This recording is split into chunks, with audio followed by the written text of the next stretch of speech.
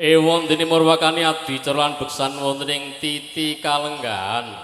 Dalu punika nun inggih kapangarsani saking para kadang ingkang mijil saking tlatah RT sedasa dalah para kadang ingkang mijil saking tlatah RT 11. Ewon dene kang mijil saking tlatah RT sedaya nun inggih panjenenganipun Bapak Rahmat, Bapak Sumarni, Bapak Gono, so panjenenganipun Bapak Parisah, Pak Rahmat, Bapak Sumarni, Bapak Gono, so panjenenganipun Pak Parisah. Iwon dene para bapak ingkang mijil saking tlatah RT 11 nun inggih panjenenganipun Pak Sureni, panjenenganipun Pak Triutomo, so panjenenganipun Pak Pardi. Iwon dene kirangipun nggih, kirangipun wingking kirang kalih so ngajeng kirang setunggal monggo kadang panitia mangke katuran jangkepi utawi madosaken jangkepipun. Ewon dene gending ingkang sampun kaserat ora kena diowah-owah godril 88 nggih. Ayo. Menika mangke wonten door prize-ipun utawi wonten undianipun pramila apik-apikan beksa sing paling apik mangke entuk hadiah. Hadiah napa, Mas? Pokoke ana saking Pak Kepala Desa. Rahasia iki. Aku entuk melu, Mas. Entuk melu aku. Pesertane. Oh, ngoten. Nek ki penghibur. Iya. Ayo Gedril. Wali apa ngoten niku? Langgan riyen ngoten ta ya? Sik mulo jalukane Godril 88 ya tak men. Maksude munggah. Godril 88? Nggih, siap.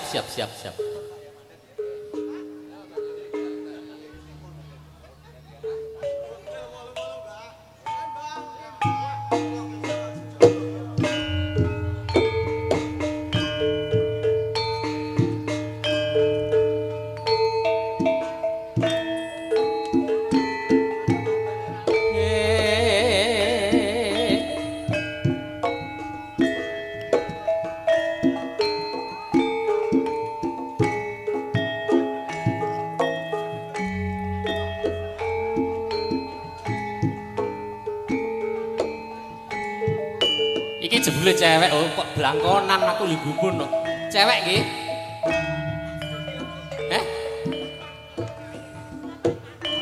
Bapak Parisah. Ibu. Aku rutine nek wedok ki ya ngene maksude.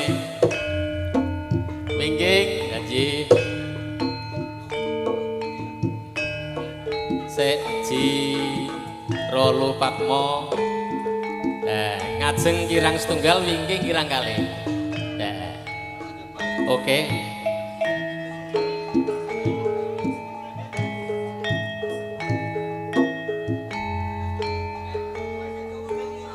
Pun jangkepi panjenengan Pak Sugi mijil saking tlatah Medani. Pak Man saking Jeruk. Pak Bolet saking Medani, jangkepipun kirang 3. Nggih. Jiro Lupatmo Jiro nggih kirang 3. Pak Bolet saking Medani, Pak Sugi saking Medani, so Pak Man saking Jeruk, monggo.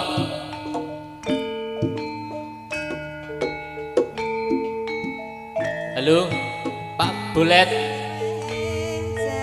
Pak Man, Pak Bolet, Pak Man.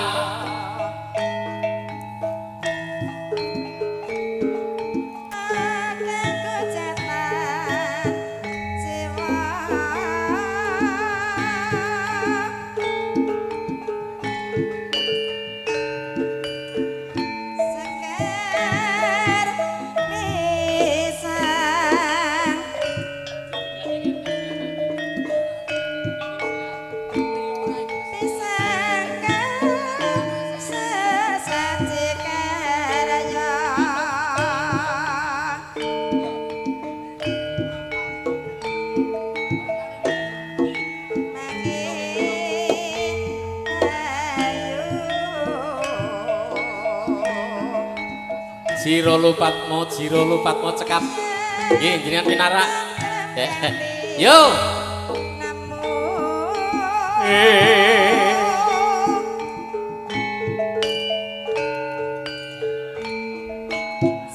Yo.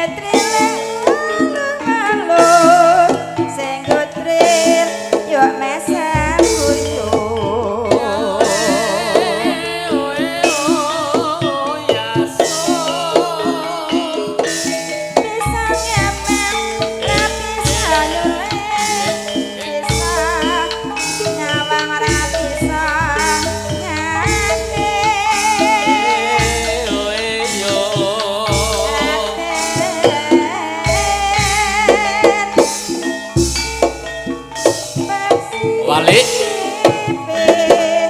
Ser, yo.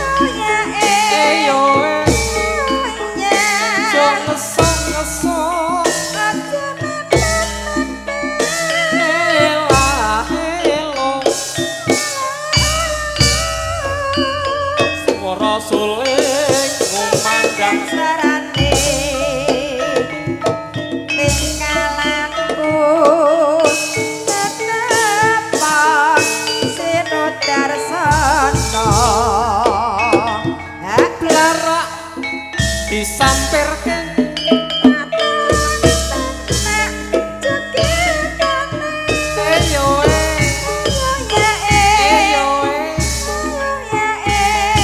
ngesok ngesok